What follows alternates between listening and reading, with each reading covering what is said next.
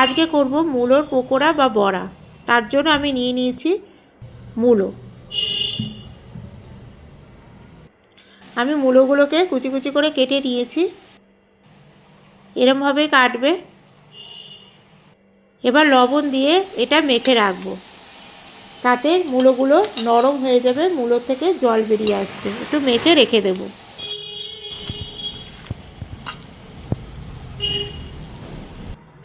দেখো মূলোগুলো চিপে আর একটা পাত্রের মধ্যে এবার জলটাকে আমি ফেলে দেব। দেখো কত জল বেরিয়েছে, এই জলটা ফেলে দেব। সামান্য কালো জিরে, সামান্য হলুদ গুঁড়ো, লঙ্কার গুঁড়ো, চালের গুঁড়ো। চালের গুঁড়ো দেওয়াতে বড়াগুলো মচমচে খেতে হয়।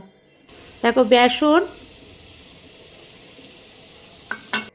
লবণ, অল্প লবণ দেবো যেহেতু আগে লবণ দিয়েছি, আর স্বাদ মতো একটু চিনি দিয়ে দিয়েছি, আর কাঁচা লঙ্কা, আদা। এগুলো সবগুলো মেখে নেব। ভাজা মশলাটা দিয়েছি, দেখাতে ভুলে গেছি।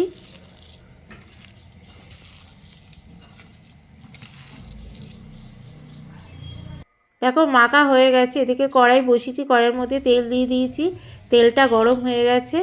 এবার পকোড়াগুলো ভেজে নেব।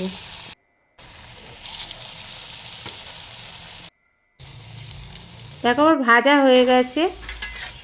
এরম করে করে খেয়ে দেখবে, খেতে খুব ভালো লাগে। যদি ভিডিওটা ভালো লাগে লাইক শেয়ার করতে ভুলবে না। বাই।